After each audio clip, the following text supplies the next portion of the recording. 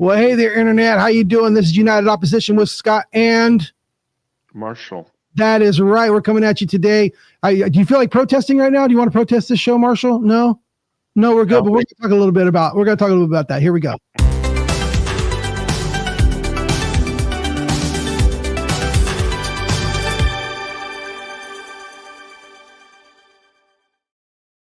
Well, hey, here we are from two towns in California, almost from one town. I was in your neck of the woods, Marshall, doing a job for a client, but my wife had to be back here by 5:00, and I couldn't be. I was gonna see if maybe we could try to do the show at your house, but it just didn't work out. But one of these times, well, you guys will tune in. All of a sudden, we'll be in the same room, and it'll be like, hey, how's your day? I know the weather's pretty good over there. I just came from there. Yeah, well, I think it's balmy 62 here. Yeah, it was. I was in San Luis Obispo, around the corner from you, and it was misty and sprinkling in the morning when I was going out of there to do a job over there. But yeah, so some things have happened in the news, huh? I saw you post something on Facebook. I thought that was a very balanced thing that you posted, talking about what we should condemn and what we should in unity, all of us that should condemn some things. And it got me thinking. I know that it's not. I don't think it's why you posted that on there, but it got me thinking of what is a protest, and when does a protest cross a line? Does it ever, in your opinion, cross a line? And what is that line for you? What is that line for me? I'm curious what a reasonable line, if one exists, between a protest and an act of terrorism. Well, if it's Democrats, it's a protester. If it's Republicans, it's terrorism. Okay, well, this has been United Opposition with Scott. No, I think when it crosses the line into physical violence against other humans in particular, okay. I don't have the same feelings about property that many people may have. I know that sometimes property can be destroyed. I don't care as much about it. I would prefer that there be no property destruction. I would prefer that there never be any looting or burning or tearing down or destruction. Now, but sometimes it's going to happen, and there may be cases where you can make an argument for it. Go ahead. Right. Does that position change if it's your property that's being destroyed? Well, absolutely, right? But that's going to go for anyone, I think there are narrow places and times when I think that's one of those things that I'd be like, it is kind of what it is, What is, as the historical person here, as a person who I would give in to say, as a person who is more historically educated, what is the purpose of a protest? Well, for me, I would say it's resistance to an established order of things. And when you create resistance, you make it harder for the established order to function. Think of an established order, whether it's a government or a business or whatever it may be, a society, whatever. Think of it as a machine, and the machine operates for a purpose. And there are people who benefit from the operation of that machine, but there are also people who get crushed underneath that machine. And so the way that you fight the machine, especially if you can't rise up and overthrow it, is you resist so that the machine's gears turn a little slowly, so that the rust compounds and so on. And in that way, you slowly break down the machine. Is resistance always the first step of overthrowing? No, I think the first step really starts with ideas. There has to be some sort of idea that sparks up that says, hey, I think this is bad. We should fix it. We should change it. To me, I think that's kind of where it starts. So then with that context, what separates a protest from a riot? Well, I think in a riot, people are destroying things and looting things for the sake of looting and destruction. They are no longer motivated by a political aim or religious aim or a particular goal. Their goal is simply mayhem. And sometimes that can be a very hard line to distinguish. Generally speaking, though, even if people are legitimately protesting something, The opponents of that are always going to try to spin that or cast that as a riot. Is it always a spin? It often is. Let's take a look at January 6th. Let me ask you, what's your opinion on January 6th? Was that a protest? Was it legitimate? Was it peaceful? Did it? I think the meeting in the park where Trump was speaking was a legitimate protest. I think it became a riot once they showed up at the location and forced their way in. I think it became. And that was where Trump wasn't. So I think it was a protest where Trump was and a riot where he wasn't. Okay, and I would be inclined to agree in the main. I would argue with. Well, let me clarify. Not everybody who was in the group was rioting, even at the Capitol. The people who went in is the what I feel would be the riotous people. Right, and do you feel it was appropriate that Trump pardoned them? I don't know the details of the legal things that were behind it. I think it could be. I think it could be, and I think it could. If you were a judge, would you convict them of rioting or whatever crime? I would have to see the evidence. I'm not going to judge someone without the evidence. Inside the Capitol building, as opposed to outside it, because that's the distinguishing feature line that you drew. The people who pushed in, yeah. If there's 100 people back and the doors are open, they're like, oh, they left the doors open for us to come in, and they didn't push themselves in. Then they come in, oh, we're supposed to leave. I don't know if that person carries the same weight as the person who pushed the doors in and pushed the security guards aside. I don't think that that's the same. Again, I would have to see what are the details for this individual. I am not going to lay. I'm not going to in general lay a judgment across everybody who was there and say all the people who did. Judgment should come per individual. So I agree with you there. And so I believe that there potentially could be circumstances where they deserve to be pardoned, and I think there potentially could be circumstances where they deserve not to be pardoned. So I think both can be true. Would have to look at the evidence to know which one is which. Sure. I'll take that. But I think that I forgot what the question was. When does it cross the line? Or well, kind of when does a protest become a riot? But also, does the riot delegitimize the protest, or is the protest always legitimate? Okay. This is where I'm going to say it depends, right? Okay. All right. That's good. Discussion. That's good. And I think if you have people who are protesting or rioting because they are being crushed under the machinery of the state or something, then at a certain point, I think it kind of becomes appropriate to fight back against the machinery of the state. On the other hand, if people are protesting something like when I was in college, for example, the first time I ever did any kind of a protest, we protested because the president of the university wanted to put his office in the top floor of the library, which was really a student space, and it was a space for study. There were books and stuff there, still there. But I just thought that was kind of inappropriate, and it's like, why does the president need to take this space where students like to go and sit and look out at the view and study and all of that? Why does the president need that particular space? Now, had that protest turned into some kind of violence, like if he had started breaking windows or throwing rocks or bricks or burning something, that would have been highly, highly inappropriate.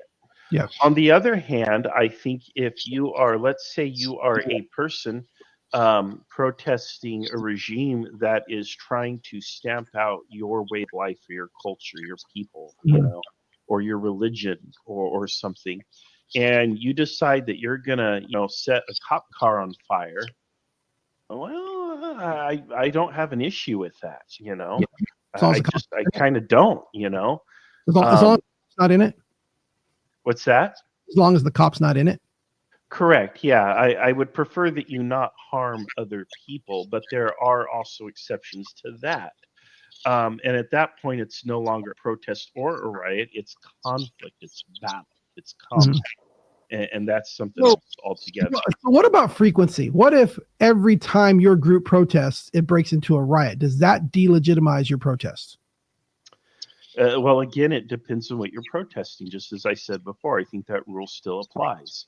I don't think frequency matters. I think frequency is important when you're protesting. You want to protest early and often, and as you want it to be as widespread as every possible. Time you do, it turns into a riot. Does that delegitimize the protest itself, if that's what the protest in almost every circumstance devolves into? Again, it depends, Do you think, and there's and like you drew this distinction Yep. on January 6th between the people who are peacefully protesting and the people who ran riot. And I think we can go back. We can look at the Black Lives Matter protests. Mhm. The vast majority of those people, and likewise with the Occupy movement, were absolutely peaceful. And the worst thing they were doing is they were blocking streets. But then there was a smaller group of people who was going out and they were actually smashing and doing damage and looting and rioting and stuff like that. injuring And people? that was That, the- yeah. And I think at a certain point those Attacking people are with red crossing hats. the line. Yeah, I think that's crossing a line. But if that happens every time at your protest, do you think maybe you should start changing something at your protest? Maybe, yeah. You certainly don't want that to happen all the time, especially if your protest is not, if it doesn't have a lot of support. It's kind of hard to gain support if you are Going off of Go what ahead. you're saying, every time it devolves into a riot and people get injured every time you protest, and you think that if that happens, maybe you should change something, but you know it happens and you know it's going to happen, and you don't change anything and you keep doing your protest the same way. Are you culpable now? It depends. Again, it depends on what you're protesting. Is it possible to be culpable in your eyes? Would you think that, you know what? Yeah, it is possible to be. Yeah. Again, it depends, right? Again, if we're protesting where the president puts their office on a school campus, Yeah. entirely inappropriate. I mean, hell, even shouting is probably pushing it, in my opinion. Blocking the streets, entirely inappropriate for such an occasion. On the other hand, if we're talking about people who are actually being harmed and crushed by the machinery of the state, well, at a certain point, a certain amount of sabotage is required to bring those gears to a stop, to stop the evil that the state is doing. Okay, okay, and I get what you're saying as far as depends. I can follow along with that, but do you think there is a necessity for some sort of order to be maintained in the presence of a protest, even in the presence of a riot? Is there necessity for someone to maintain order, some sort of authority to maintain order?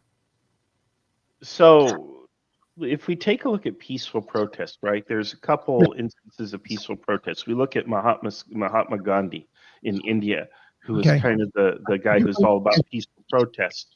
It was the size and the frequency of the protests that eventually just kind of made things untenable for the British government, and they had to grant independence because they couldn't. It was too expensive to maintain, and it was too unpopular to maintain that order.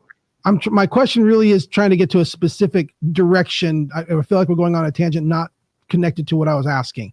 I'm asking, is there a necessity that some sort of governing authority has some sort of say in whenever there's a protest in action?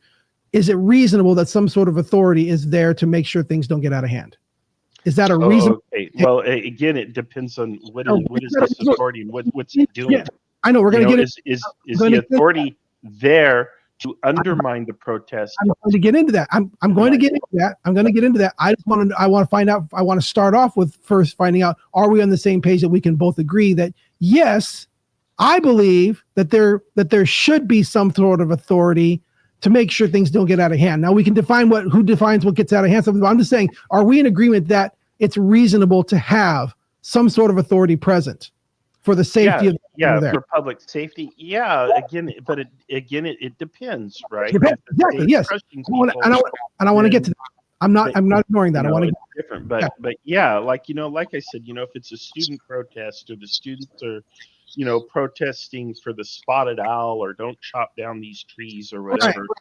It's okay, I think, to have campus safety or police officers there to kind of corral that and contain that enthusiasm. We both agree. And again, this is not a gotcha. This is not a gotcha. Right. I want to get us to make sure we're still in agreement to a point to where then, okay, where is that point? Because if there is authority, and we think, you and I both think it's reasonable that some sort of authority is present at a protest. And if there's an authority there to keep order at a protest, how what should we have more clear established rules? Because you keep saying, well, if the protest is about this, then they can do this and this. If the protest is about this, then maybe they can do more. Do you think it's reasonable that maybe we should have some established rules so that those who are protesting know if it's this kind of protest, you can go this far, and the police know you don't have the right to intervene until? Do you think maybe that's a good idea to establish that as a set of, or does setting regulations on protests start to infringe on the right to protest? Well, yeah, I do think it's appropriate to have certain rules in place. For example, most protests, there's some sort of a permitting process, and there are boundaries and stuff. Again, that's for the safety of all involved. And that is what is typically done when the protest is intended to be peaceful. And I think that is a cornerstone, not only of our First Amendment, but of any peaceful democracy. If you want to protest, a proposed government budget plan or something else, or something that the government is doing, I think that's okay. That's kind of your vanilla baseline protest protocol. When you're saying if the government is engaged in violence against the people. I'm trying to, one thing you're going and then you're going to the next. I want to just keep going at a slow pace for each spot, each question. Okay, go ahead. Yeah, okay. So I mean, maybe pitch a scenario to me then, and I can tell you if I think it's in. Like you just said, the permitting process can organizations be denied permitting for a protest? Is denying the permit of a protest, does that violate the First Amendment, or is there reasonable times to deny it, or just say you can't do it here, but you can do it there? Or should permits be automatically applied? Maybe not even a permit, just at least a declaration. What do you think about it? Because I'm not real familiar with the permitting process for protests. I have no idea either. And kind of the whole idea of a protest is that it is supposed to be somewhat disruptive. It is supposed to grab attention. It is supposed to create some sort of resistance or inconvenience for the establishment. That's the reason why protests work. Otherwise, it's like all of us, complaining on Facebook. That doesn't really do much. We could protest on social media all day long. That can also be blocked or ignored all day long. At a certain point, a protest does have to inconvenience people to gain a certain amount of attention. Now, again, I think it depends on what's being protested. If the government says, we're going to open up a pipeline to Alaska and we're going to build it through these indigenous lands, at what point are you allowed to use violence to resist that plan? And I think, look, if you're just kind of in the talk about it stage or think about it stage, I don't think violence is necessarily warranted. If, however, there are boots on the ground and there are bulldozers coming through and they're destroying cultural heritage sites and trampling, basically committing an act of focused genocide for the purpose of exploitation, then yeah, I think you can take it up a notch. At a certain point, though, does that mean you should be allowed to commit violence against other people? No, but if what you're doing does cause violence and harm to other people, then people have a right to self-defense. Yeah. And at that point, okay. Then, so getting into that part of the discussion, because at some point, a revolution starts. At some point, a civil war starts. At some point, there is a violent conflict. Not every time, but I'm saying if it gets that far, what do you? I feel that there are reasonable reasons that would have to happen, to where you would have to then take up arms. Obviously, if I'm in the United States of America, I have to agree to that, because that's how the United States of America was founded, by people who took up arms to defend their freedoms.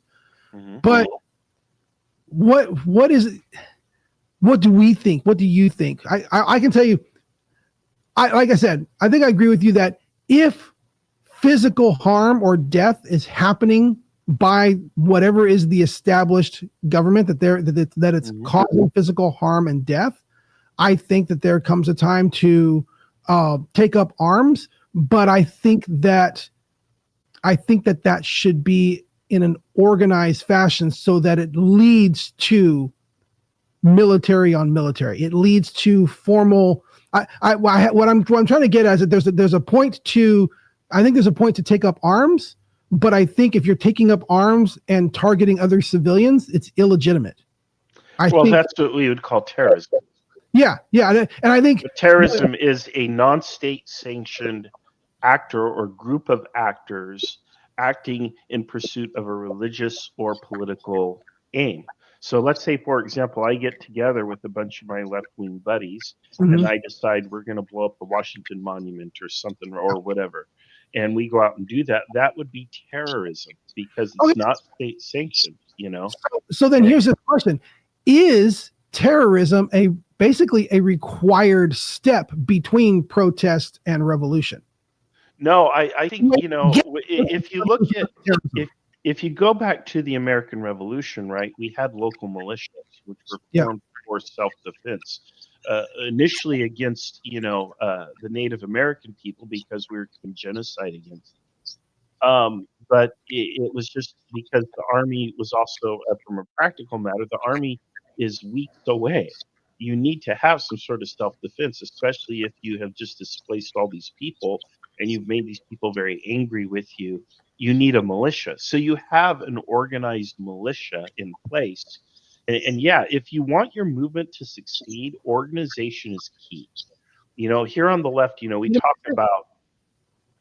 about the fact that revolution is in fact inevitable, that at a certain point, the people are going to have to rise up and seize the means of production, because the people who hold the means of production are not going to give these to you because you ask nicely. At a certain point, it will come to violence.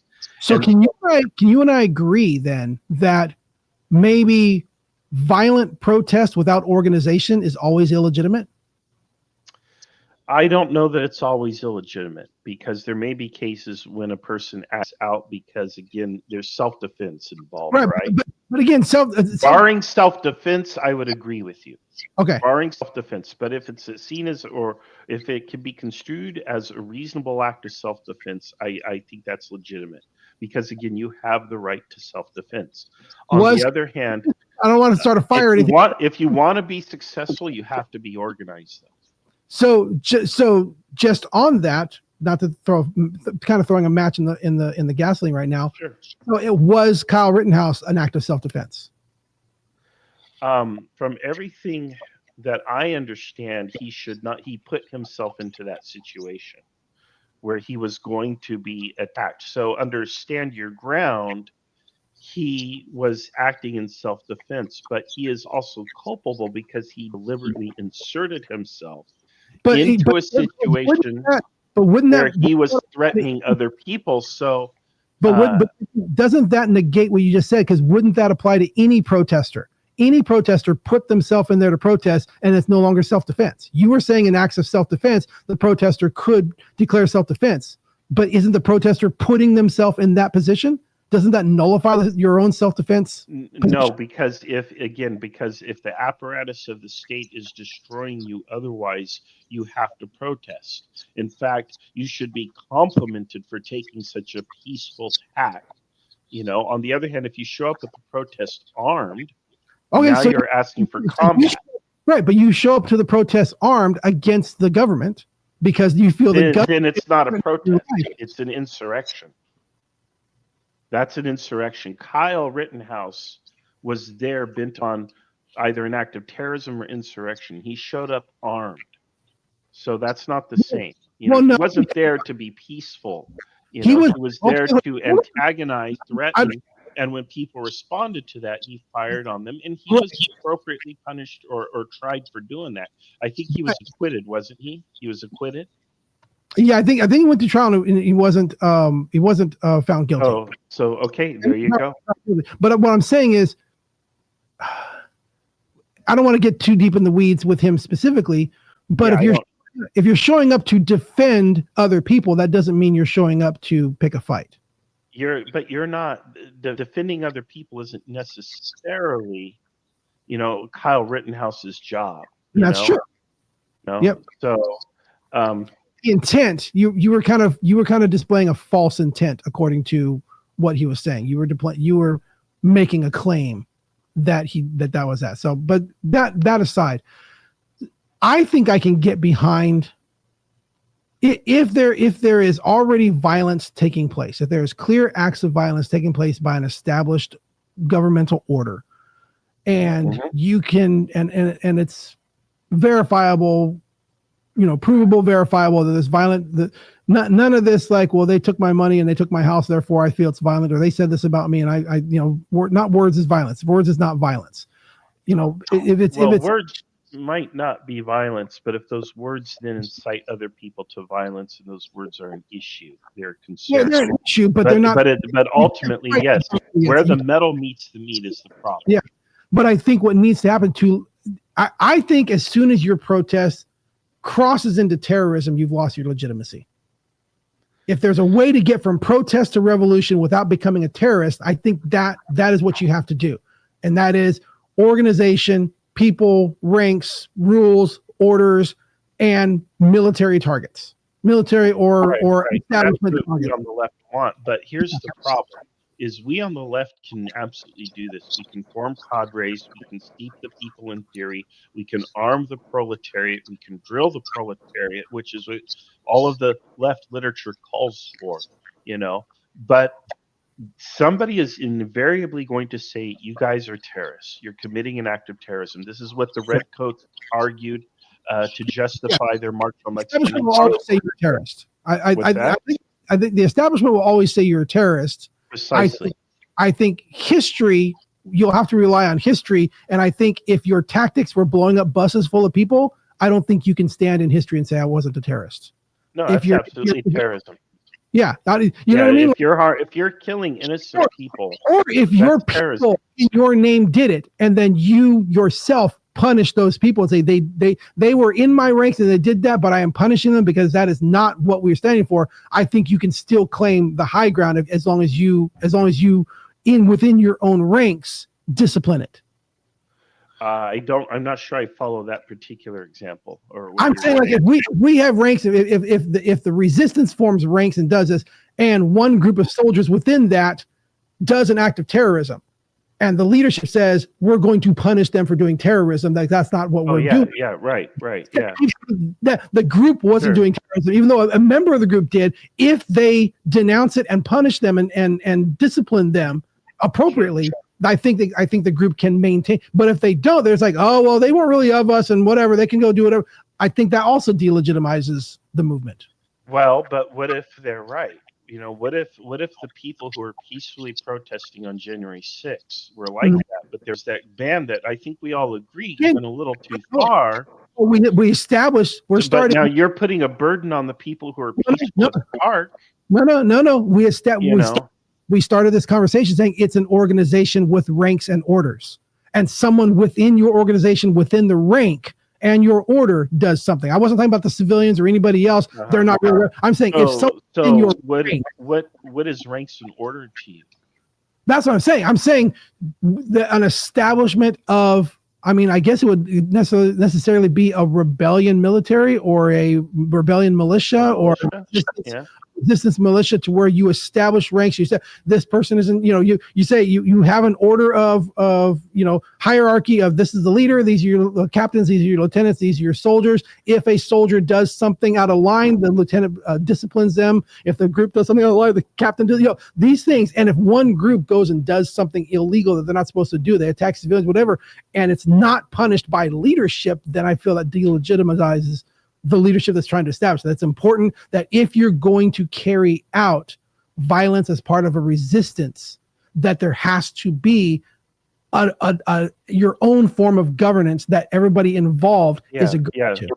Well, and because then I still think it becomes a legitimate resistance. But if it's just every person for themselves saying, I'm part of this resistance, I'm going to go fight over, those are terrorists. Well, and you're not going to win either. You're going to be crushed by the side with better organization. So there's that as well. So if you want to have any success, you need to be unified. You need to be on message. You need to communicate. You need to recruit. You need to win over hearts and minds. And I think also have to kill the enemy. But you have a lot of things to do. I think you need, for lack of a better word, an agreed upon or voted on constitution. I don't know what you would call it, but an agreed upon I don't know if it's a manifesto, because a manifesto is really kind of one person putting something up, but I guess a manifesto could become that if everybody votes on it. This is what we believe. This is our establishment. This is who we voted to be the leader. Sure. This leader picked generals here. And then I think that becomes a legitimate form of resistance that can, if necessary, in defense of other people, carry out violent actions against violent establishment, but not civilians. Right, And and I'm in the main, I would agree with high you. requirement. In the main, I would agree with you. What about, and I don't want to prolong things too much longer, but a lot of protests are kind of spontaneous. What's your take then on a spontaneous protest? Because there's not really going to be any hierarchy. There's just going to be, hey, we're angry about something. Word has come to us that this is happening, and we want to resist it. I think doing a spontaneous protest, standing out there, causing inconvenience. Yeah, I think I have to lead. I think I have to step aside and say, you know what, you're inconveniencing us, but that's kind of the purpose of the protest. If you damage my car, you've crossed the line. If you're damaging a building, you've crossed the line. If you punch a person, you've crossed the line, and you should be persecuted and prosecuted to the limit of the law. But if you're just going to inconvenience people, if you're going to stand in the road, I hate it. But if you're just going to stand in the road and block us for hours, if you're going to stand on the road and block an ambulance from going by, I think you should be prosecuted. Yeah, and I agree with you. Stand on the road and block a protest. Yeah. Should a fire truck or an ambulance is trying to get by, I think, and you don't let them, I think you should be prosecuted. Other than that, I hate it, and I would kind of fear for myself a little bit if I was stuck in there. But if you've proven that you're not going to hurt me or damage my property, you're just going to inconvenience us, then I guess I have to give way to that. And I hate it. I don't like it. I may not even agree with what you're doing. There's a legitimate reason. But as long as you're not causing damage or harm, then I think I have to find another way to move around and be inconvenienced, and maybe that'll make me think about it. But as soon as you cross the line, you hurt someone, damage property, damage somebody else's stuff. I'm like, I don't care if it's a reasonable position you're in. I disagree with you. I disagree with your actions, because that's a random. Again, there's not been an organization, rank, file, and declaration. If you're just out there if you're just out there protesting and you get violent or destructive, now you're just a riot, and you've lost all your legitimacy in my eyes. But here we are. We've gone 33 minutes talking about protests and terrorism without getting into a shouting match and without getting mad at each other. I love it. Yeah, this has been United Opposition, where two old white guys mostly agree. That's the show. There you go. Send us out, Marshall. That's it. So I guess we'll see you all next Tuesday, where we'll try to find another topic where we don't quite mostly agree. All right, sounds good. See you guys next time. Thank you, everyone. Bye-bye.